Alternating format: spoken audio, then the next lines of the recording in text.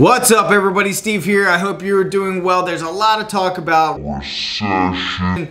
When are we going into a recession? Are we in a recession? And now we're hearing new terminology called the rolling recession.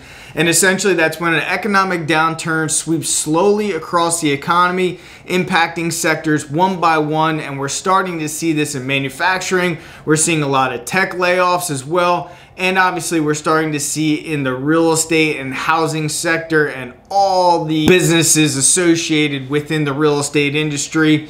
So this article that I'm going to leave in the description describes everything a little bit more in detail of how we got here. But basically it said during the pandemic lockdowns, money was funneled into the goods sector because there was very little access to services as consumers quarantined in their homes.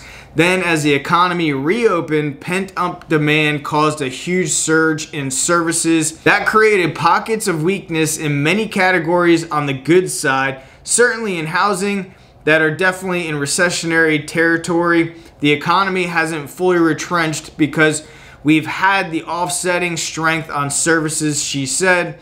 And some of the fastest growing common occupations that have exploded over the last couple of years as in the service-based industry include retail, salespersons, cashiers, secretaries, administrative assistants, except legal, medical, and executive, accountants and auditors, transportation ticket agents or travel clerks, waiters, and waitresses. And now, I don't know about you guys, but I'm still seeing a huge uptick in our local restaurants and bars, movie theaters. There's still a lot of people going out and spending money. And as we can see here from the Fred chart, this is credit card debt across the United States.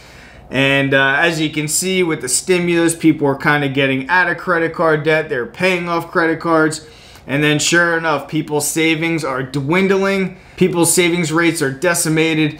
And now everybody is putting a lot of money on credit cards. As you can see, as of February 1st, we're about $950 billion in credit card debt. Almost $1 trillion of credit card debt. Now, a personal story.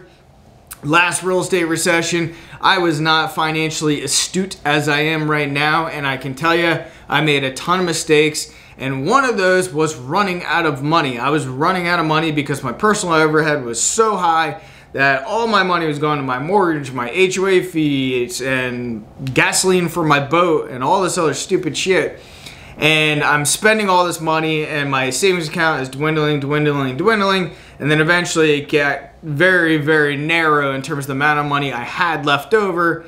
And unfortunately, I had to start utilizing credit cards. And I started utilizing credit cards to basically pay for my necessities, to pay for still going out, spending like an idiot, but also spending money for groceries and gasoline for my car and boat and everything else.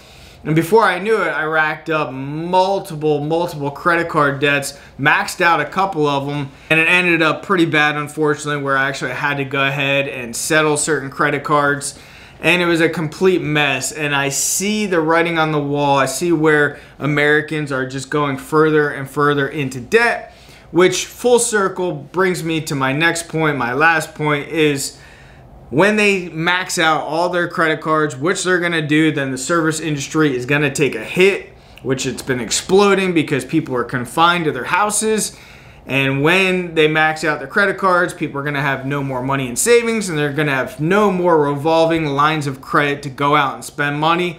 And then we're going to see the service industries take a hit. Anyway, I'm no economist, but let me know your thoughts in the description below, and I'll see you guys on the next video. See ya.